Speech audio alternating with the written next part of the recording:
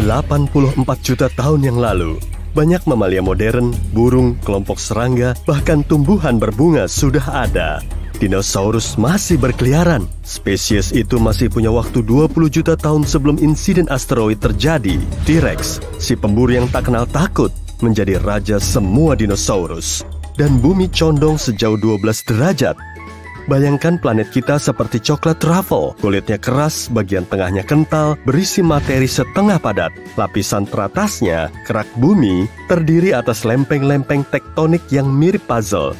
Benua dan samudra berada di atas lempeng ini 84 juta tahun lalu. Mantel dan kerak bumi mulai berputar di sekitar inti luar planet kita, lalu kembali. Kalau kamu bisa melihatnya dari antariksa, itu akan tampak seolah seluruh planet kita condong ke satu sisi. Kalau terjadi sekarang, hal ini akan menggeser kota New York ke lokasi Florida. Katakanlah planet kita seperti gasing yang berputar. Gasing akan berputar sempurna jika beratnya menyebar secara merata. Tapi, kalau kamu memindahkan sebagian beratnya ke satu sisi, gasing menjadi miring. Ini bisa disebabkan oleh gerakan lempeng tektonik dan salah satunya tenggelam di bawah lempeng lain. Kita mungkin minum air yang umurnya lebih tua daripada sistem tata surya kita. Sebagian ilmuwan berpikir bahwa air yang kita miliki di bumi mungkin berasal dari titik-titik es yang melayang dalam semacam awan ruang angkasa lebih dari 4,5 miliar tahun lalu. Danau tidak selalu tenang dan menenangkan, tapi juga bisa meledak. Ini terjadi kalau di bawah permukaannya ada gas-gas vulkanik yang bisa meletus, naik ke permukaan, dan menyebabkan kerusakan besar. Seiring waktu, rotasi bumi melambat. Tiap tahun, bulan mendapat sedikit energi dari planet kita dan perlahan-lahan menjauh dari bumi. Kedua hal ini membuat hari kita lebih panjang, tapi dengan kecepatan yang benar-benar rendah, sekitar 1,4 milidetik tiap 100 tahun. Artinya, waktu dinosaurus masih ada, satu hari cuma ada 23 jam. Dulu, planet kita berwarna ungu. Satu teori menyatakan, mikrob kuno tidak bergantung pada klorofil untuk menyerap sinar matahari, melainkan pada molekul-molekul lain. Mikrob-mikrob ini menyerap sinar hijau, lalu memantulkan kembali warna ungu yang cantik. Tiap kali nyemplung ke laut, ingatlah bahwa kamu sedang berenang di emas seharga lebih dari 700 triliun dolar. Emasnya bukan di dasar laut dan menunggu ditemukan orang, tapi dalam partikel-partikel kecil yang tersebar di air. Tempat terdalam di planet kita adalah Palung Mariana, sebuah tempat di Samudra Pasifik di bawah permukaan laut. Tapi, tempat terdalam yang tidak tertutup oleh lautan berada di Antartika. Secara teknis, tempat ini tersembunyi di bawah lapisan es yang tebal dan dalam. Kedalamannya lebih dari 2.500 meter di bawah permukaan laut. Ada 60 ton debu yang jatuh dari ruang angkasa ke planet kita setiap hari. Mungkin kamu lumayan banyak menghirup debu kosmik ini waktu mau ke kantor. Ya, bentuknya debu, partikel kecil-kecil dari komet, meteorit, dan objek ruang angkasa lain. Dalol, Ethiopia adalah tempat berpenghuni terpanas di planet kita. Antara tahun 1960 sampai 1966, suhunya 41 derajat Celcius. Dan di musim dingin sekalipun, suhunya mencapai rata-rata 37 derajat Celcius. 8 menit 20 detik adalah waktu yang dibutuhkan sinar matahari untuk mencapai planet kita. Total waktu itu tidak terlalu lama dibanding yang dibutuhkan untuk sampai ke Pluto, yakni 5,5 jam. Hampir 70% air tawar yang kita miliki di dunia tersimpan dalam lembaran es dan gletser. Lebih dari 96% air di seluruh bumi berada di lautan. Bumi itu seperti sebuah magnet besar. Inti bagian dalamnya berupa bola yang terbuat dari besi padat, dengan besi cair di sekelilingnya. Semua variasi dan perubahan kepadatan dan suhu membentuk semacam daya yang membuat besi menghasilkan arus listrik. Arus ini sejajar dengan putaran planet kita dan membentuk medan magnet. Ada banyak bintang di galaksi Bima Sakti, yaitu 100 miliar bintang. Tapi jumlah pohon di planet kita jauh lebih banyak, sekitar 3 triliun. Kamu bisa mengetahui umur sebatang pohon dengan melihat lingkaran kambiumnya. Lingkaran ini juga bisa menunjukkan tentang kondisi tahun tertentu. Kalau lingkarannya tipis, berarti ada kemarau. Sedangkan lingkaran tebal, berarti telah terjadi musim hujan. Bumi adalah planet ajaib di mana batuan pun bisa berjalan. Setidaknya, sebagian di antaranya di Death Valley, California. Batu-batu itu meninggalkan jejak, sehingga kamu bisa mencatat jalur yang telah ditempuhnya. Beberapa batuan terbesar telah meninggalkan jejak sejauh 460 meter. Batu-batu dengan bagian dasar halus berjalan berputar-putar, sedang yang bagian dasarnya kasar cenderung meninggalkan jejak lurus. Dunia di sekitar kita terdiri dari banyak atom, dan atom-atom itu sepertinya padat. Tapi 99,99% diantaranya hanya berupa ruang kosong. Atom hanyalah sebuah nukleus yang sangat kecil dengan sejumlah elektron yang mengitarinya. Elektron ini adalah partikel, tapi gerakannya seperti gelombang. Elektron tidak tetap di satu titik, tapi menyebar di sejumlah probabilitas dan menempati banyak ruang. Kalau ruang kosong dalam atom kita dihilangkan, semua manusia bisa muat dalam sebuah ruangan yang benar-benar sempit, yang seukuran gula batu. Australia perlahan-lahan bergeser ke utara, yakni 7 cm per tahun. Karena gerakan tektonik, Australia berada di atas lempeng tektonik benua yang bergerak lebih cepat dibanding benua lain. Kamu akan butuh 400.000 bulan untuk bisa membuatnya seterang matahari. Banyak banget ya, karena bulan kan cuma memantulkan sinar yang berasal dari matahari dan tidak punya sinar sendiri, itu pun belum cukup. Kecerahan cahayanya juga bergantung pada sudut antara matahari, bulan, dan bumi. Dulu, planet tempat tinggal kita punya 2 bulan, atau setidaknya begitulah yang diyakini beberapa ilmuwan. Mereka mengetahui bagian bulan yang menghadap bumi relatif lebih rata dan rendah, sedang bagian lain jauh lebih tebal dan berkerak. Menurut teori, dulu ada bulan kedua yang membentur bagian yang lebih tebal itu. Sebagian percaya bahwa bulan kedua itu masih ada. Mungkin bukan objek ruang angkasa raksasa yang bisa kita lihat dengan jelas di langit, tapi semacam asteroid kecil yang tertarik ke dalam orbit bumi. Kandungan udara yang tertinggi bukanlah oksigen. Hampir 78% penyusun udara adalah nitrogen. Kalau kamu ingin melihat batuan yang sangat curam, pergilah ke Taman Nasional Aiyuittuq, Kanada. Taman ini memiliki turunan vertikal terbesar, tebing tertinggi dan tercuram di Kanada, dengan batu yang menjorok sejauh 105 derajat dan batuan setinggi 1.220 meter. Satu tim yang terdiri dari 4 pria Amerika akhirnya sampai di puncaknya pada tahun 1985. Meski sudah ada 30 upaya untuk itu sebelumnya, mereka butuh waktu 33 hari untuk naik. Pasifik, Atlantik, Hindia, dan Arktik adalah 4 samudera di dunia. Samudera Selatan dikonfirmasi sebagai samudera kelima. Samudera ini tidak dibatasi oleh benua-benua di sekitarnya, tapi oleh arus Antarktika yang bergerak dari barat ke timur. Penelitian menunjukkan bahwa arus ini terbentuk lebih dari 30 juta tahun lalu ketika Amerika Selatan dan Antarktika telah terpisah. Ini memungkinkan air mengalir tanpa hambatan di dasar samudera itu.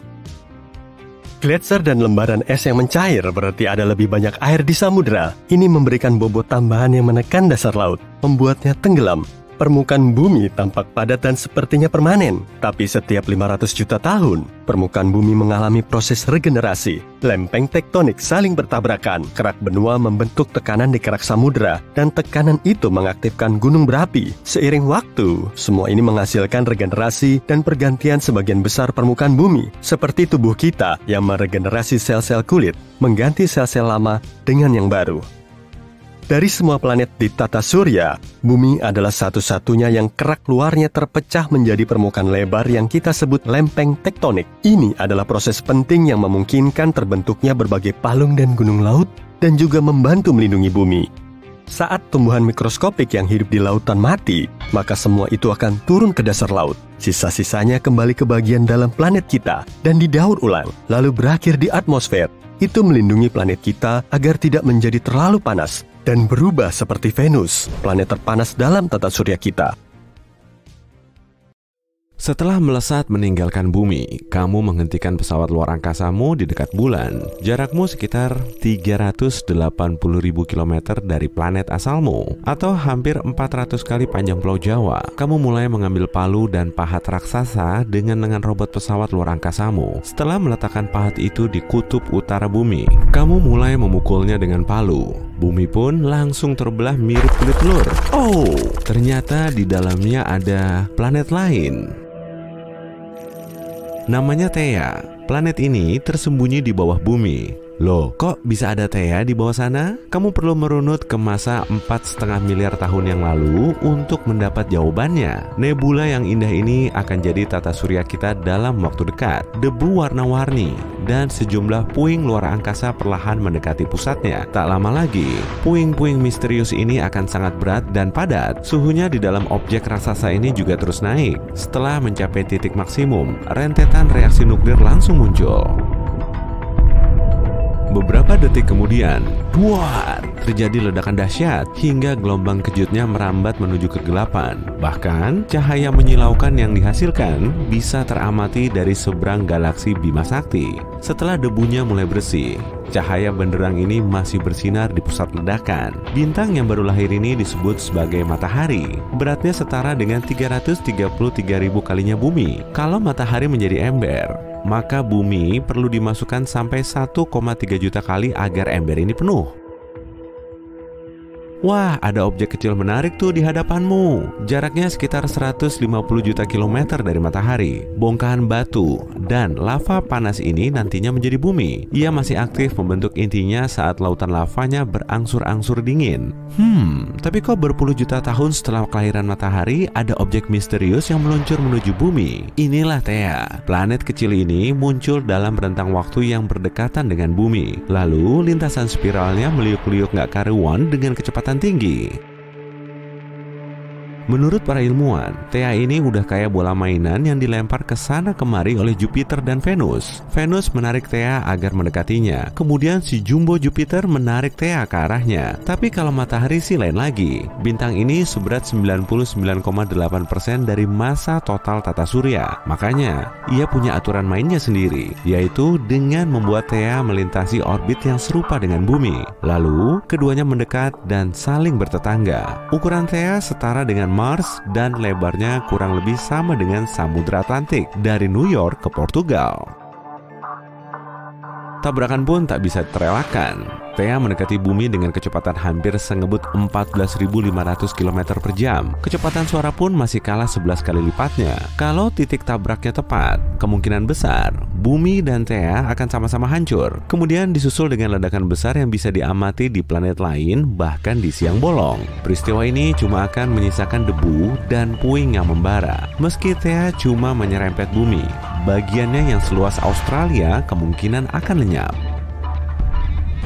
Tapi sudut tabrakannya sebesar 45 derajat pas dan kecepatannya sangat tinggi. Ledakan ini bahkan menguapkan banyak sekali batuan di bumi. Gelombang kejutnya juga mampu menerbangkan sisa puing-puing ke orbit bumi. Terbentuklah kawah besar di titik benturan dan kemudian dibanjiri oleh lava yang mendidih.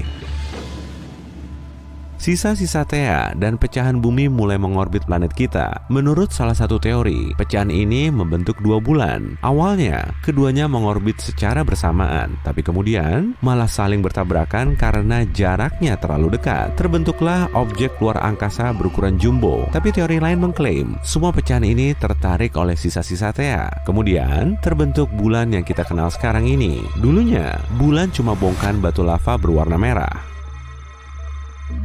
Sudut tabrakan seperti ini agak memiringkan sumbu bumi dan mempercepat rotasinya. Karena Theia juga, kita punya beragam musim dan zona waktu. Bumi punya lempeng litosfer berupa potongan padat berukuran besar yang ada di dalam keraknya. Setelah bertabrakan dengan Theia, lempeng ini patah dan retak. Akibatnya, karbon semakin tersebar ke penjuru dunia. Peranan unsur ini sangat penting bagi kehidupan di planet kita. Bumi pun mulai mendapatkan metabolismenya. Ratusan juta tahun kemudian, makhluk hidup pertama mulai muncul di bumi. Selama hampir 4 miliar tahun, organisme bersel tunggal telah berevolusi dan menghasilkan bentuk kehidupan yang kita lihat di zaman now. Menurut para ilmuwan, tabrakan kayak gini sangat jarang terjadi. Kemungkinan besar, nggak ada planet lain di luar sana yang bisa tetap bertahan setelah digempur tabrakan dahsyat seperti ini. Mungkin karena ini juga ya, kita belum nemu jejak kehidupan di planet lain. Sementara itu, sisa-sisa Theia masih ada di bumi. Tentu, bentuknya nggak seperti satu planet utuh yang tersangkut di dalam bumi, karena sebagian besarnya telah meleleh lalu menyatu dengan kerak bumi. Dengan menghilangkan permukaan bumi, kamu akan melihat dua gumpalan lava besar seukuran benua, letaknya tepat di bawah Afrika dan Samudra Pasifik. Wah, kemungkinan itu tuh sisa-sisa dari Theia. Theia nggak nyatu dengan mantel bumi karena densitasnya berbeda. Sama kayak kamu mencampur air dan minyak di dalam gelas. Minyak akan selalu mengapung di permukaan air, lapisannya juga rata. Tapi kalau kamu mengangkat lapisan lava ini ke permukaan, tingginya akan setara dengan 100 gunung Everest. Sisa-sisa Theia juga kemungkinan ada di bulan. Misi luar angkasa Apollo membawa pulang sejumlah sampel tanah untuk dianalisis. Menurut kesimpulan para ilmuwan, struktur bulan sangat mirip dengan bumi. Para ahli sudah bisa mengebor bumi sampai jauh ke bawah untuk mengambil sampelnya. Sampel ini kemudian dianalisis. Jika strukturnya cocok, berarti Theia bisa dipastikan telah menabrak bumi 4,5 miliar tahun yang lalu. Dan dari sanalah bulan terbentuk. Tapi sampai saat ini, Theia masih jadi misteri. Para ilmuwan juga belum tahu pasti kalau planet ini benar-benar ada. Semua konsepnya memang sesuai dengan model pembentukan bulan sih. Tapi tabrakan dahsyat ini kemungkinan nggak pernah terjadi. Oke lah, saatnya beralih ke planet lain sejauh 40 tahun cahaya dari bumi. Wah, sampai juga di planet 55 Cancri. Ukurannya sekitar 2 kalinya bumi, tapi 8 kali lebih berat. Kamu mulai mengambil palu jumbomu lagi untuk memukul pahatmu. Planetnya retak. Tuh, ternyata ada berlian raksasa. Suhu di planet ini puluhan kali lebih ngebul dari bumi. Permukaannya juga banyak mengandung karbon. Karena panas, tekanan karbonnya juga melonjak. Strukturnya pun berubah. Awalnya, karbon berubah menjadi grafit. Lalu saat tekanannya dinaikkan, grafit ini berubah menjadi berlian. Berlian di bumi terbentuk jauh di bawah tanah, tepatnya di bawah 100 km. Tekanan di situ 50.000 kali lebih kuat dibandingkan tekanan di permukaan bumi. Suhunya juga sangat panas, bisa melebihi 500 derajat Celcius. Saat terjadi letusan vulkanik, berlian akan terlempar di dekat permukaan bumi. Meski begitu, manusia harus menggali sedalam 450 meter untuk menambang batu mulia ini. Berlian Golden Jubilee merupakan berlian bersegi paling besar di dunia. Beratnya setara dengan coklat batangan dan ukurannya sebesar hamster. Harganya sekitar 170 miliar rupiah. Bisa kamu bayangin ada berlian seukuran planet? Akhirnya, kamu kembali lagi ke tata surya kita. Perjalananmu kali ini menuju Europa, satelit Jupiter. Lebar Europa kurang lebih sejauh jarak Seattle menuju Houston, tapi masanya kurang dari 1%-nya massa bumi. Permukaannya tertutup kerak sedingin es, dan tebalnya sekitar 30 km. Gimana kalau kamu memecahkan kerak Europa dengan palu raksasamu itu? Seluruh Europa tertutup air rupanya. Suhunya dingin sekali, 3 kali lebih dingin dari suhu di kutub utara bumi. Air pun langsung berubah jadi es. Meski begitu, lautan di bawah permukaannya masih berwujud cair. Europa berinteraksi dengan Jupiter lewat gaya gravitasi seperti bulan dan bumi. Terciptalah gaya pasang surut dan memanaskan inti Europa. Inti ini melelehkan es di sekitarnya.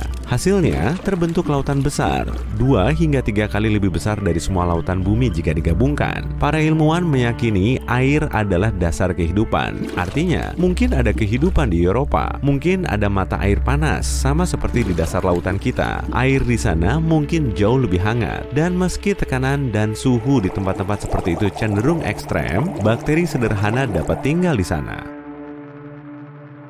Europa dan bumi hampir seumuran. Artinya, waktu yang terlewat cukup bagi organisme hidup untuk muncul dan berevolusi. Siapa yang tahu? Mungkin peradaban canggih sudah berkembang di bawah kerak es ini. Mereka mungkin membangun kota-kota besar dan ingin menaklukkan luar angkasa saat ini. Tapi satu-satunya hal yang bisa dilakukan manusia saat ini adalah mengirim probe ke Europa dan mencari tahu apakah kehidupan mungkin bertahan di sana. Alam semesta yang luasnya tak terbatas menyimpan berbagai kemungkinan dan rahasia yang tak terbatas loh. Dan inilah salah satu pertanyaan yang menarik.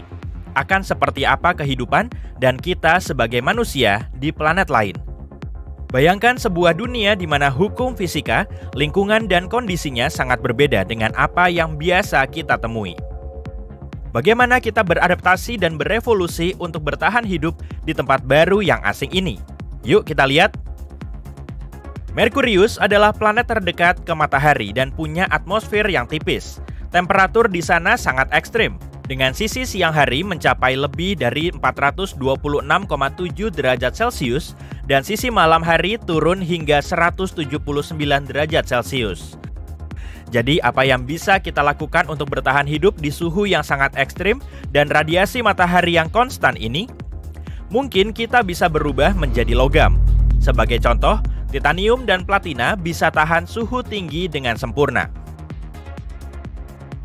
Tapi serius deh, ada sebuah pilihan. Kita bisa tinggal di bawah tanah, di mana suhunya nggak terlalu panas. Kalau kita tinggal di bawah tanah, kita mungkin berevolusi dengan mata yang besar untuk menangkap cahaya dengan lebih baik. Kita juga bisa berevolusi dengan kulit yang lebih tebal untuk melindungi diri kita dari radiasi yang kuat. Pada dasarnya, kita punya dua pilihan, menjadi logam atau menjadi tikus tanah. Yuk beralih ke Venus. Planet ini sangat nggak bersahabat. Pertama-tama, Venus dikenal dengan atmosfernya yang tebal dan lebih beracun daripada mantan. Seluruh planet ini diselimuti oleh karbon dioksida dan permukaannya benar-benar kering, yang membuatnya sangat panas.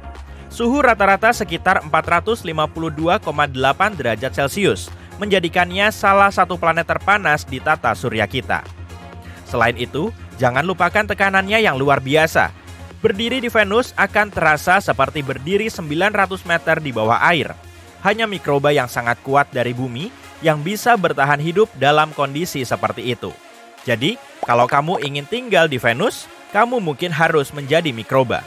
Tapi sayangnya, karena kita bukan mikroba, kita harus memakai perlengkapan dan peralatan khusus untuk bertahan hidup di sana.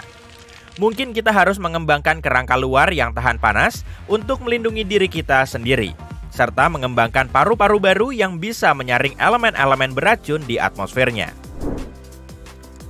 Yuk bahas saudara merah favorit kita, Mars. Perubahan pertama yang terlihat setelah beberapa ratus tahun adalah kerangka baru. Gravitasi di Mars jauh lebih lemah daripada di bumi, jadi otot dan tulang akan menyusut. Untuk mengimbangi perbedaan ini, kamu harus makan lebih banyak dan mungkin mulai pergi ke gym. Selain itu, kamu juga harus beradaptasi dengan tekanan atmosfer yang rendah dan suhu yang lebih dingin. Kamu harus mempertahankan panas, kan? Itu artinya kamu butuh lapisan lemak tubuh yang lebih tebal. Maaf teman-teman, tapi di Mars kita mungkin akan menjadi lebih gemuk.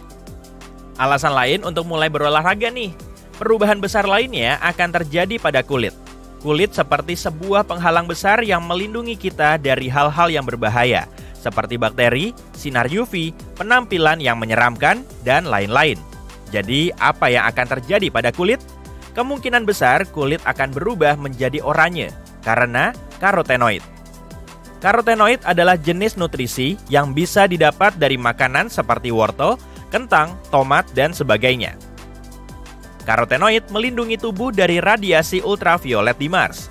Kekurangannya cuma satu. Dengan makan banyak labu dari pasar petani Mars, kulitmu akan berubah menjadi oranye. Tapi mungkin itu nggak terlalu buruk. Mungkin hidup di Jupiter akan lebih mudah. Ya, nggak. Jupiter nggak punya daratan yang padat.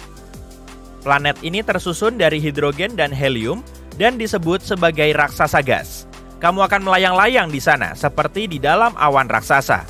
Dan kalaupun berhasil mendarat dan mencoba berjalan, rasanya akan seperti berjalan di tengah kabut yang sangat tebal.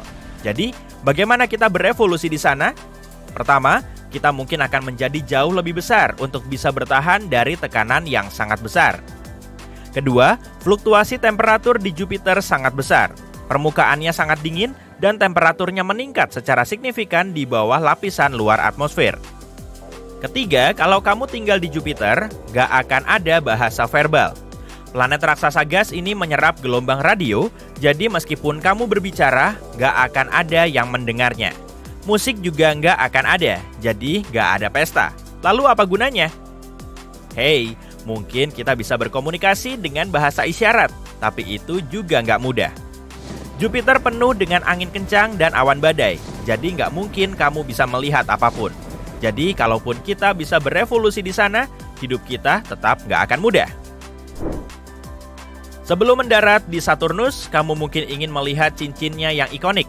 Tapi, kamu nggak akan bisa melakukannya karena cincin Saturnus terdiri dari sekumpulan partikel es yang melayang-layang di angkasa. Jadi, akan sangat sulit untuk mendarat. Jadi, mari langsung ke Saturnus. Pada awalnya, Saturnus tampak nggak terlalu buruk bagi kita. Beberapa lapisan di planet raksasa gas ini punya temperatur yang cukup bagus. Jika kita menyelam lebih dalam ke dalam Saturnus, suhu Saturnus ternyata sangat hangat. Hingga -3 derajat Celcius di lapisan keduanya. Ini adalah suhu rata-rata di negara-negara seperti Swedia dan Kanada. Tapi sayangnya ini hanya satu lapisan saja. Sisa planet ini sangat dingin, jadi untuk bisa bertahan hidup di Saturnus, kita harus melakukan banyak usaha. Selain dingin, kita juga harus menghadapi lingkungan yang keras di planet ini, termasuk badai yang hebat, angin kencang, dan radiasi. Untuk melindungi diri kita dari kondisi-kondisi tersebut, kita harus mengembangkan kulit yang lebih kuat lagi, mencari bahan insulasi, dan sebagainya.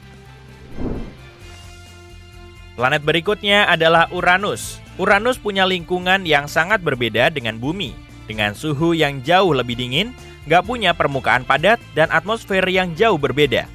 Planet ini seperti Jupiter, tapi dengan warna biru.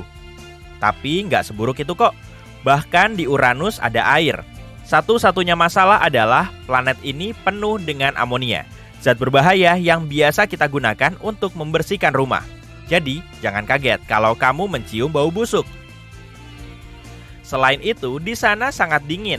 Rasanya seperti musim dingin yang hampir nggak pernah berakhir. Jadi, bagaimana rasanya bertahan hidup di lingkungan yang gelap dan keras seperti itu? Kita akan butuh kulit yang lebih tebal lagi untuk mengatasi suhu yang ekstrim. Dan lagi, kita butuh mata yang lebih besar untuk melihat lebih baik dalam kegelapan. Kita bahkan mungkin harus mengembangkan sistem pendengaran baru seperti lumba-lumba. Seru kan? Yuk beralih ke Neptunus. Kalau manusia berevolusi di Neptunus, mereka harus beradaptasi dengan kondisi yang keras. Neptunus, planet ke-8 dan terjauh dari matahari, adalah planet raksasa gas lainnya. Bedanya, planet ini punya inti yang padat. Kalau kita tinggal di Neptunus, kita harus mengapung atau berenang di atmosfernya yang kaya akan metana. Kita juga harus mengembangkan insang atau semacamnya agar bisa bernapas. Pada dasarnya, kita akan berubah menjadi reptil ruang angkasa atau ikan kosmik. Gravitasi di Neptunus sedikit lebih kuat daripada gravitasi bumi, tapi angin yang kencang membuat kita sulit untuk berdiri di satu tempat. Untuk menahan angin, kita harus menjadi jauh lebih berat. Sekali lagi, kamu perlu makan banyak dan melatih otot. Ya, secara teknis ini bukanlah sebuah planet, tapi kita tetap menyukainya dan gak bisa melupakannya. Sebuah dunia yang kecil, jauh, dan sangat dingin. Pluto bahkan lebih kecil dari bulan kita, dan karena itu hampir gak ada gravitasi di sana. Akan sangat sulit untuk berdiri di sana. Agar gak terlempar keluar angkasa secara gak sengaja saat bermain sepak bola, kita harus membuat mesin gravitasi palsu. Dan kalau nggak ingin merasa pusing, kita harus mengembangkan sistem saraf yang baru. Tapi Pluto nggak seburuk itu kok. Misalnya, ada air cair di bawah permukaannya dan bahkan ada gunung-gunung es. Mungkin kita bisa bertahan hidup di sana kalau kita punya peralatan, pakaian, perbekalan, dan terlalu ribet. Pokoknya, dari panas terik Merkurius hingga suhu beku Neptunus, setiap planet punya tantangan lingkungan yang unik dan kesempatan untuk berevolusi. Meskipun kita mungkin gak akan pernah benar-benar tahu seperti apa manusia di planet-planet lain ini, sangat menarik untuk mempertimbangkan kemungkinan-kemungkinan yang tak terbatas. Jadi, jangan pernah berhenti mengamati bintang-bintang dan mengajukan pertanyaan-pertanyaan ini ya.